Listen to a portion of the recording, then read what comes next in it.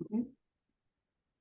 All right, Dacoda, thank you for joining me. I'm looking forward to chatting about your journey and into real estate and development and architecture and design.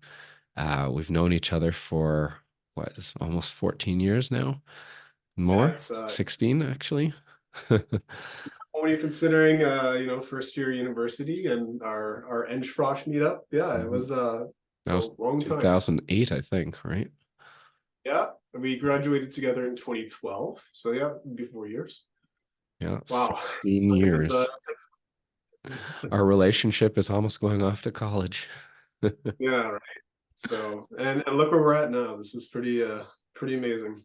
Yeah, so give us a bit of your background and how you got to this point in your journey. You know, let's start back at university. What got you into architecture? Uh so I've always been an artist. I've always been someone who loves to create things. Um, I got a lot of feedback for sort of my calling at a very early age when I discovered drawing, building, designing things.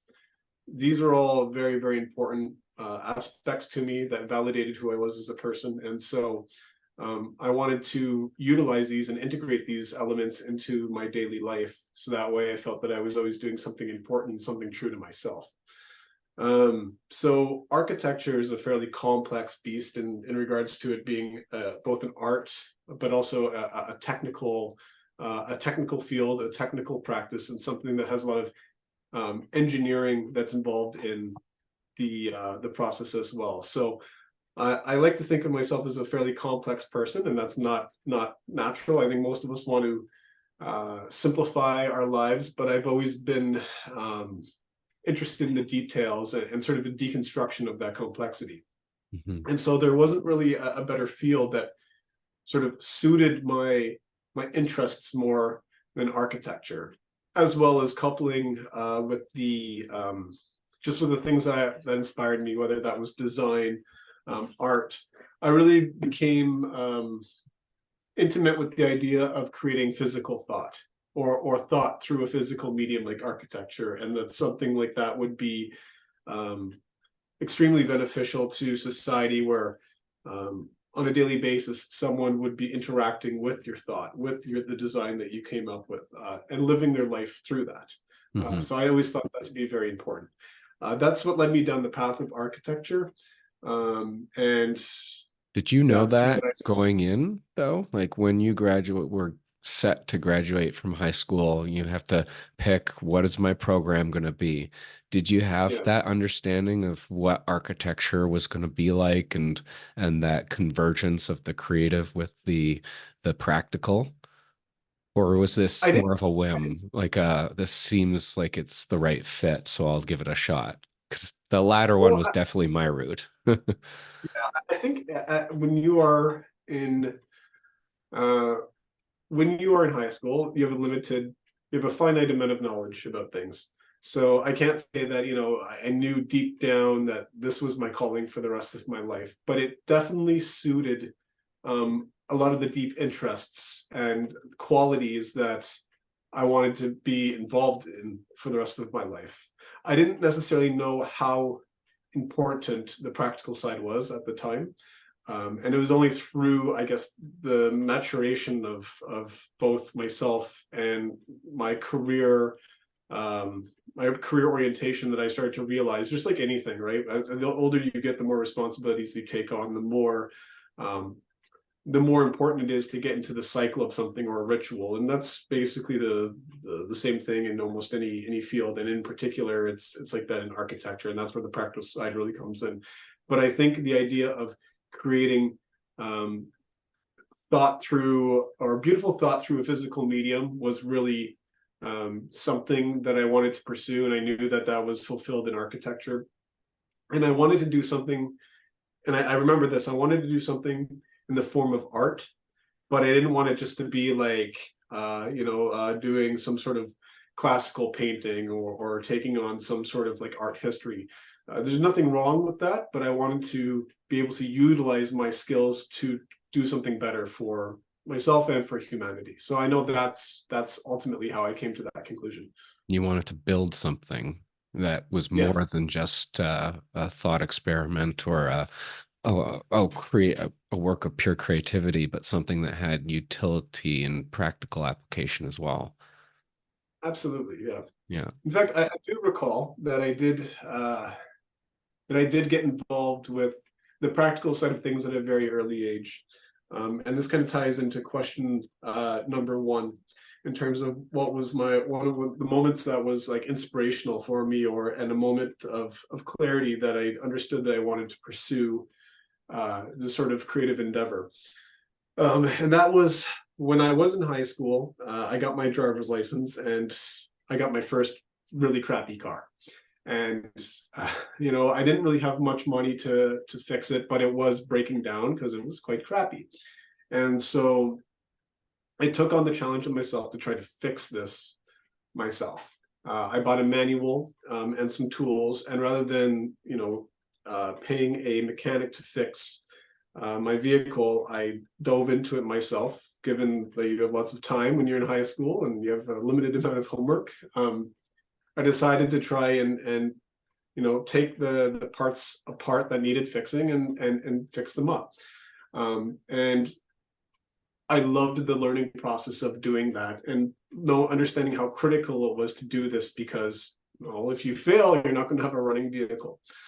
So there was a little bit of importance in that discovery, but there's not a better feeling or a more validating feeling than fixing a vehicle, hopping in it, and then driving, knowing that the fix that you made is the reason why you're back on the road. Like, you got to experience the fruits of your labor. Hmm. Since that time, I've made many different, or I've engineered, reverse engineered, created, and manufactured multiple things, and they've been increasing in scale ever since, to the point where we're at now, where now we're doing architecture. But I realized that at a fairly early age that this idea of reverse engineering, understanding the mechanisms of things, putting them together, being the conductor of all these elements to create a cohesive thought or a cohesive product, really became the backbone of what I wanted to pursue. Hmm. And it translated best into architecture, because it wasn't just about the mechanics or the engineering. It had a lot to do with art. And so the beautification of these things also became an obsession of mine as well. So that was a moment of clarity for me, for sure. Yeah. But not to put words in your mouth, but what I'm hearing is it's about the process. You start with Yes. a Yeah. No. concept, you plan, you start creating a plan, and then you take that plan, you execute that plan, and it goes from a conceptual to a 2D to a 3D, working with your hands to mold and shape something to create physical form and function. Would That's you absolutely say right. that process is kind of what led you to expand your career, going from an artistic standpoint through into a practical standpoint and now into development? Yeah, I wouldn't even say that it was one of the driving factors. I'd say it is still a driving factor. One of the things that we learned in university was to trust the process. Don't necessarily trust in well, trust in yourself, but trust in the process, that you're the vehicle to get something from point A to point B. You're going to be making these discoveries, you're going to be learning along the way. And from the beginning, or from the inception of a project to the end, there's no telling, when you're in between those nodes, what the project is going to be until you go through that process. That's the beauty of it. It's like you can't have something that's preemptive or predetermined. Mm-hmm. It's the process that makes the project. And throughout the time of doing that, that's where I find the greatest amount of fulfillment. Mm-hmm. So this is directly applied even today in our process. It's the idea that when it comes to development and design, we are responding to a site. We didn't come into a project or a design with a preconceived notion of what it's going to be. We would first analyze and be data driven regarding what we need to respond to, and then respond to it using the design principles and the knowledge that we currently have. Mm-hmm. I think that's the hidden beauty in all of it. So let me ask you a question. When you were taking that car apart, Yeah. where were you? Like, who was helping you? Was there someone guiding you along the way? Were you doing YouTube videos? Like, how did you approach that, considering like or did you have some formal education on that side of things? I've had zero formal education when it comes to mechanics. I've had a lot of inspiration from people in my life that from a very young age, I've seen them working on things. Didn't necessarily reach out to them, but I think that's what compelled me to give it a shot. Um, Growing up with the internet, YouTube was extremely helpful. You can always hop on the internet and look for a tutorial or look for a module that would help you understand things.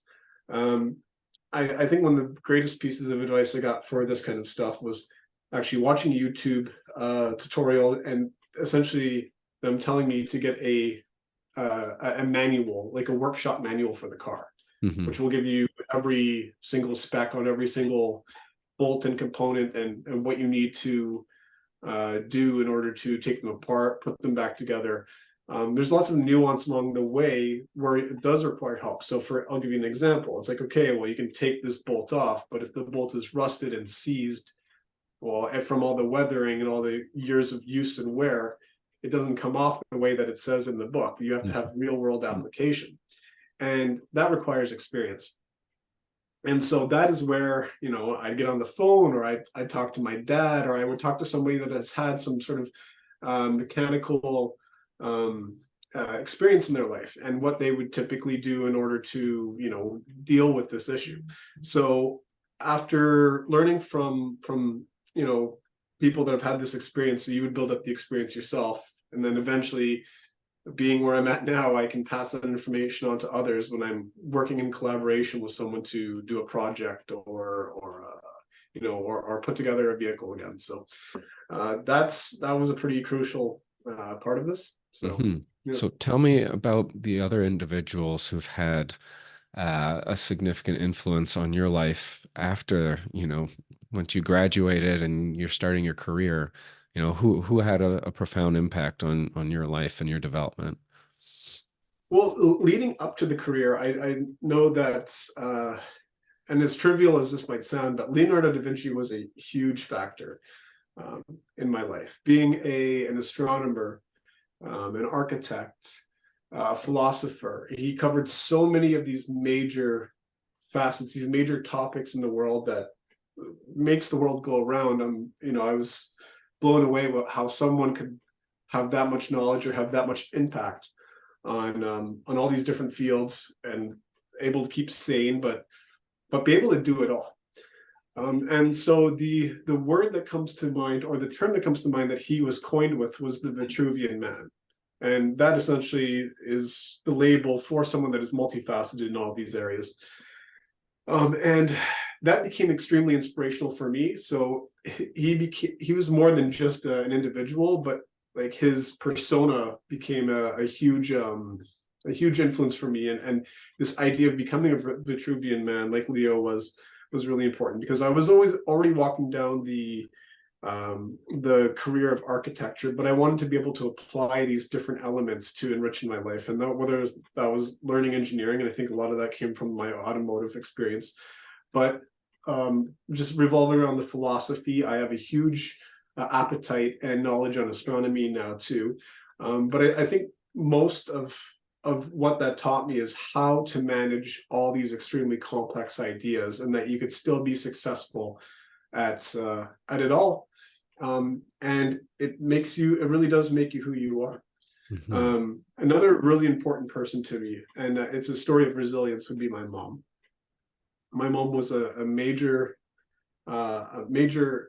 impact on my life when it came to both my career and just who I am as a person and who I'm going to continue to strive to be.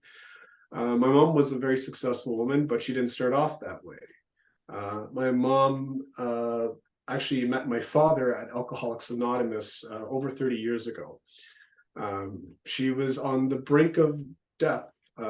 She was not doing well. She needed to go for shock treatments, and she would get convulses from her shaking from alcoholism because it was so bad.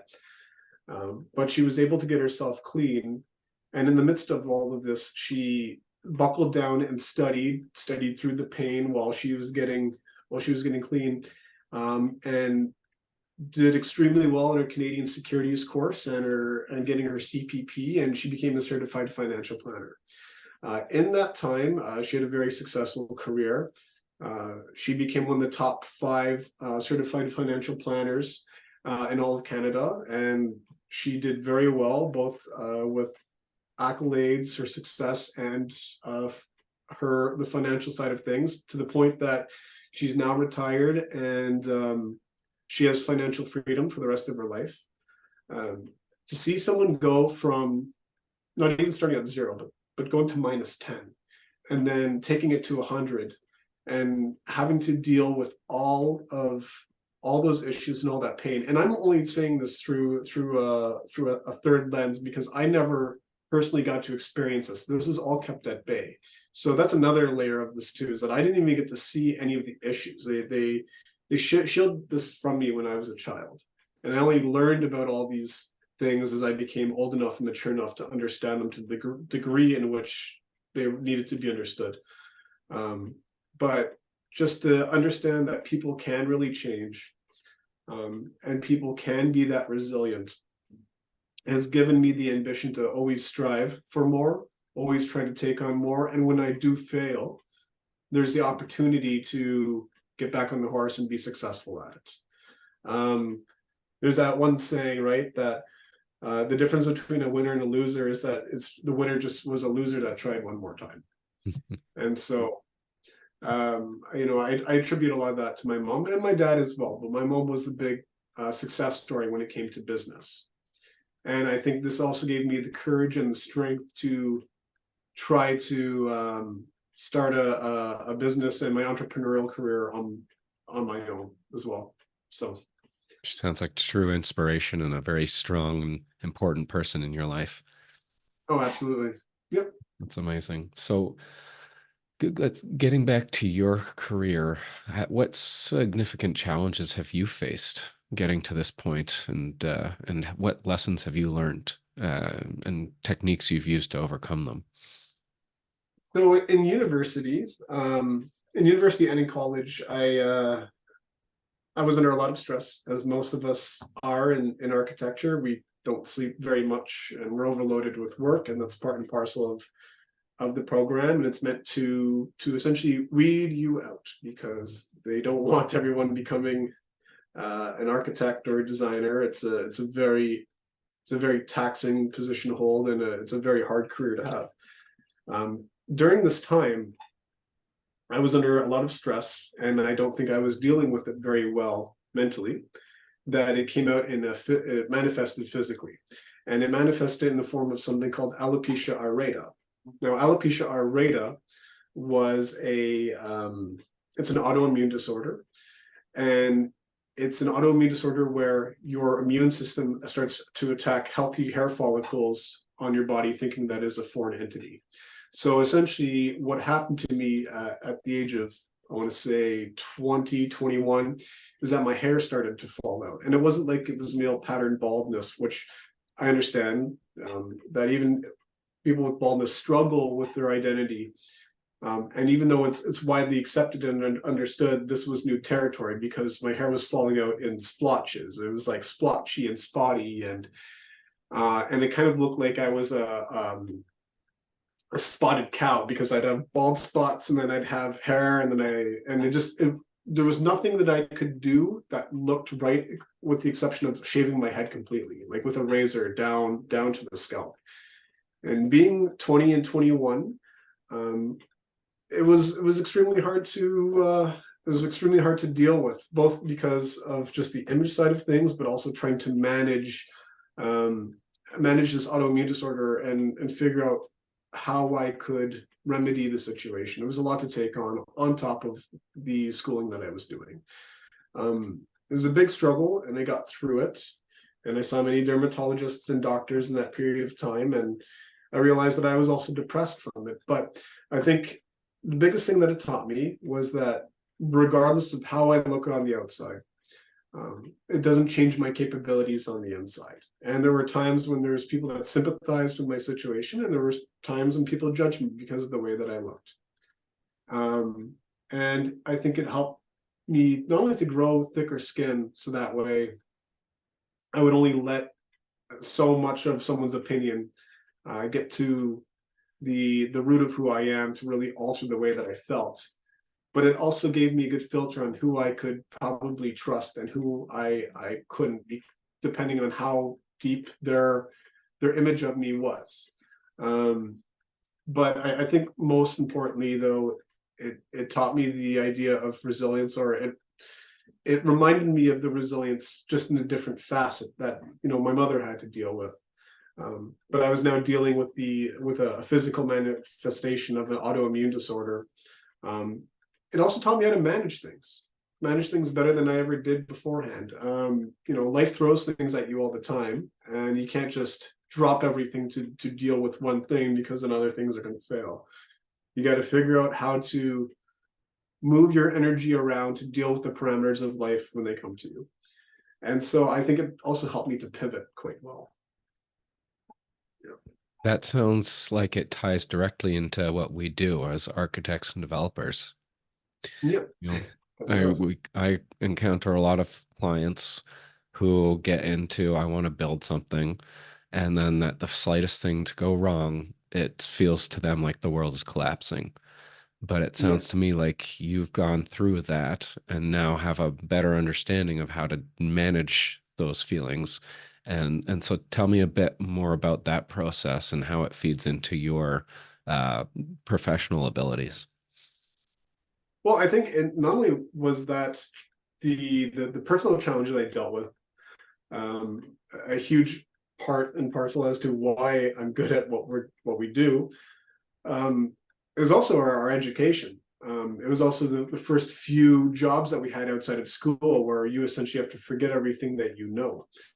Um, it's one thing being confident in your abilities or being confident in yourself, but it's another when you have to apply them in a situation where you're basically told to forget all you know. You're going to learn on the spot. And so I think architecture does that, because yes, it's an art.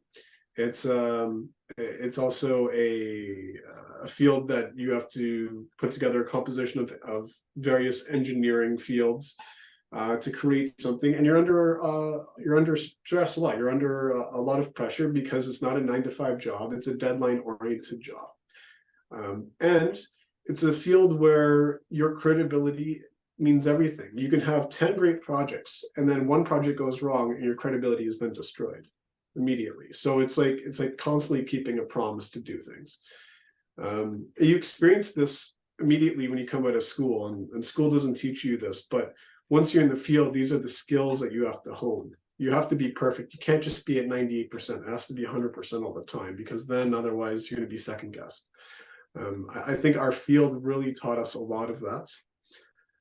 It's critical to our longevity as in our careers to do this. And I think it's directly transferable to design and development. I mean, understanding buildings the way that we do is really important, but I think just as important, it's critical to be able to people manage, being able to deal with other disciplines and with clientele, and understanding how they will operate, and being able to conduct a design, a project, and a product while being able to manage their expectations is something that we specialize in, and something that we learn from school. And this is directly related to what we do in development, because no one wants to be burning and wasting their money.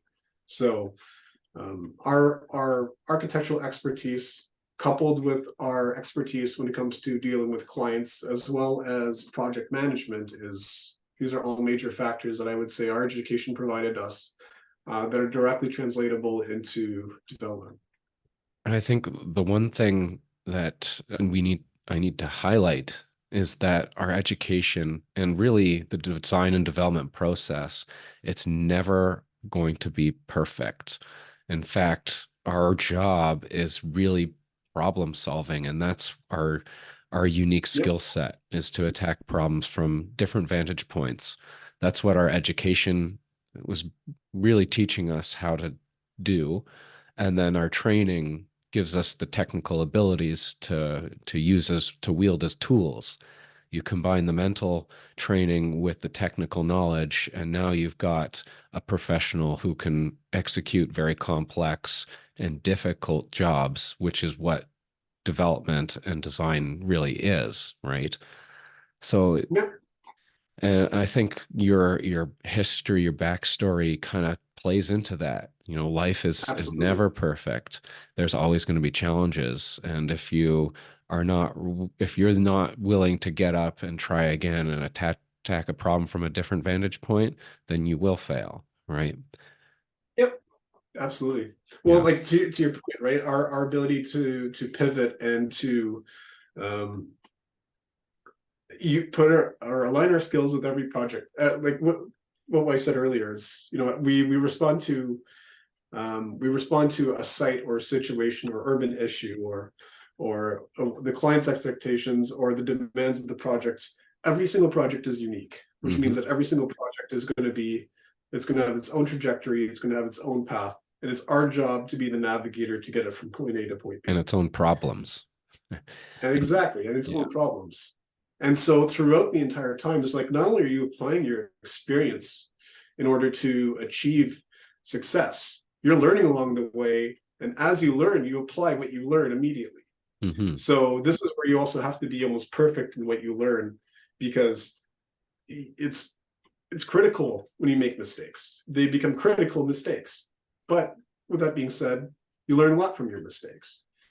You know, after lots of projects, we have things that are lessons learned. We're like, how can we optimize this better? How can we do better?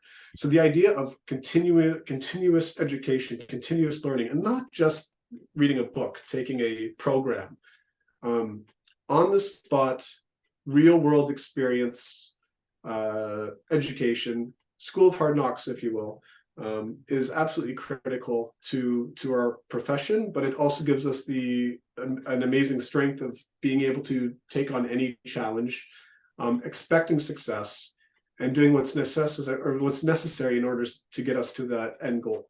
Right. So 100%. So let's getting back to your career trajectory. Uh, so you've graduated from university. What was your first job in the field of architecture? So my first actual job in the field, I started. Um, I worked for a couple contractors, but my first truly architectural job was working for a boutique architecture firm called Starkey Group Architects, where we specialized in designing custom homes, estates, and just single family dwellings, but high end single family dwellings, typically in like Bridle Path, Roxborough areas of Toronto. So very, very high profile clients, where a lot of confidentiality agreements were signed. Um, and so I got a unique experience in the sense of designing very high end custom homes that specified and used very, very expensive high end materials, that had crazy budgets, and just a different level of understanding clients, their needs, and the type of managing their expectations and what that involved with. So yeah, it was I mean, it was one of my favorite experiences to this point, but yeah, it was single family dwelling. Hmm. And then you eventually made your way into the world of complex infrastructure projects and engineering, correct? That's correct. Yeah. So after that, I worked there for about 2 years, and then my next job was an architecture firm in St. Catharines, where we specialized in commercial and institutional um, architecture. So the scale of projects, the building code, all those kinds of things changed. But there's no place that I think is renowned to me as working for a company called Hatch, where I'm currently at too. This is a major engineering company, that we have an architecture firm inside, and we specialize in infrastructural and transit-oriented projects. So our company is responsible for designing a lot of the GO and TTC stations that are going to be built shortly in Toronto. These projects are billion-dollar projects. They're colossal. And they have a lot of moving parts. They're extremely political. A lot of them are joint ventures. They're extremely collaborative. And they're massive scale projects. They're extremely challenging because you're dealing in many cases with triple P. So you're doing private-public partnership. You also have to play the political edge because you're dealing with Metrolinx, the City of Toronto, and the province of Ontario. You have to be constantly learning new things in the sense of standards and design because of the design collaboration that you work with in terms of other major architecture firms and players in the field. And then on top of that, you need to understand the safety standards and the design manuals that are built around infrastructural projects, all the way from pedestrian flow to the type of materials for the safety standards to the type of standardized materials for Metrolinx and what's required by them. So that's where I'm currently at, and it's been quite the experience, and it's very validating working on colossal projects like a lot of the TTC stations that we're currently doing. So at what point did you decide I need something more? I want to go into real estate development and I want to become an entrepreneur. What was the driving force? Well, I've always understood real estate to be valuable. My mom was in real estate when she was when she was younger. That was one of the first things that she invested once she started to generate wealth from her CFP. And that sort of bled into me, and she got me inspired. So when I was young, when I was in university, I split the down payment on a condo with my parents as a place to live when I was in university. So it's always been part of a part of me and what I value. I think the idea of being an architecture, it's directly attached to real estate. It's the idea of ownership and physically owning a building or a piece of something that you might work on. I also realized too that as much as I love architecture, you don't make tons of money in architecture. I think it came down to the monetary value or the financial investment and return that can be made from real estate. Understanding that I already had a skill set that could help boost my understanding and boost the potential for return was a critical one when it came to getting into real estate and investing. And yeah, the idea of owning tangible assets to me was always something of importance. So. Okay, so tell me, you had this insight, okay, there's value in real estate. There's we have kind of the background on the training. But what was the aha moment where you said, yes, let's start a real estate development company? Oh, well, that one was pretty obvious to me. I was struggling with the idea of doing architecture for the rest of my life. Just seeing the ceiling that would come along with taking this career down that path. And for me, it really wasn't good enough. I wanted to do something where I had control of my own fate. I wanted to do something that I had control of the way that I would operate, the potential of being able to, either retire early or be financially comfortable for the rest of my life. And that came with the idea of partnering and entrepreneurship in the form of developing a real estate company as well as an architecture firm. it really was about controlling my own fate. I was becoming sort of bitter with the mundane process of um, doing the same architectural work over and over again, and not being a larger player or having a deeper involvement in the control of these projects. So I think that's ultimately where it came from. Hmm. And and the idea to learn something new, the idea that I'd be able to propel a career based off of my investment, not having to wait on the investment or wait on the decision of a company. I would be able to, uh, change my path, or steer my path in the direction that I wanted to go. So again, it comes down to the idea of being able to control my own fate from a career standpoint. Right on. Um, and I think that the idea of real estate development um, played at the heartstrings of wanting to do something purposeful, um, wanting to leave a legacy of livable buildings for the masses, to live in, either when I'm here or when I'm gone, feeling that I was a contributor to society, and also to try to help resolve the housing crisis that we have here in Canada. Hmm. These are all major components as to why I felt real estate development was necessary, and why I decided to pull the trigger on partnership. That's great. I agree with you 100% on that one. So here's a tricky question. Why should someone who doesn't have the same track record, background, experience say, Dacoda, I like what you're doing. I want to invest with you? Why would they make that decision?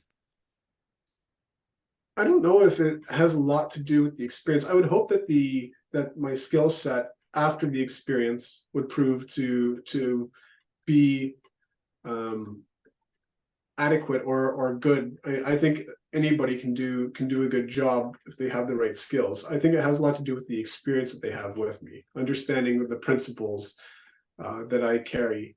Um, it's really important to me that your relationship with a client, with a partner, with an investor, um, is is paramount, because this is, you're living life with people. Some people ask me, like, what is as an architect, what projects do you look for? What kind of projects do you want to work on? And after you've worked on enough, you realize that what's really important is the clientele that you work with, more than anything else. So the client experience is what's going to be really important. Of course, I'm going to have the skills to make a successful project, but I think what sets me apart is my passion towards these projects, my tenacity for wanting perfection. Meanwhile, making sure that things are within budget and are within client satisfaction. These are the intangible points that I think are absolutely important. The data will be there. The design intent will be there. The execution will be there, but it's the experience that I could provide, and the willing to go to the next level of both design and deep connection with the product or the architecture or the real estate, with the environment and the urban issues that we're trying to resolve, is where I set myself apart. Gotcha. So my last question here is what's the end goal for you? What are you looking to achieve with your life and with these ventures? Well, I think we summed up a little bit earlier. It's like I want to create a legacy. I think first and foremost, I want to be able to leave this place better than how I found it. I think there are some very easy and recognizable problems that we're currently having in Canada that my skill set can contribute towards. I mentioned that there's a housing crisis here. There's a housing shortage. And I got into this field in architecture to design buildings and build places that people can live and live a healthy life in. And that's exactly what I want to do. There's a golden opportunity right now to grab the bull by the horns and do something at a larger scale than just being a designer of a building, but being able to control multiple building designs, but also be a part in the design and development and the financial side of things of that. Yeah, ultimately leaving a legacy and just build. I also have always dreamed of building a company, building a successful one. I think another thing that would be really important for me to get out of this too is having a long-standing relationship and partnership with everybody that I've partnered with or who's invested with me as well. Because it extends beyond just the product, extends beyond just the architecture. It also comes down to the person too. So when I say I want to leave a legacy, it's not just about what I did, but who I was to people as well. It's Yeah, beautiful. I think that's I think it's that's a great place to that's leave that. it. Well, thank you, Dacoda. Appreciate your time and learning more a bit about yourself and your journey in this real estate industry and yeah, looking forward to the next steps. Awesome. Thanks, Sam.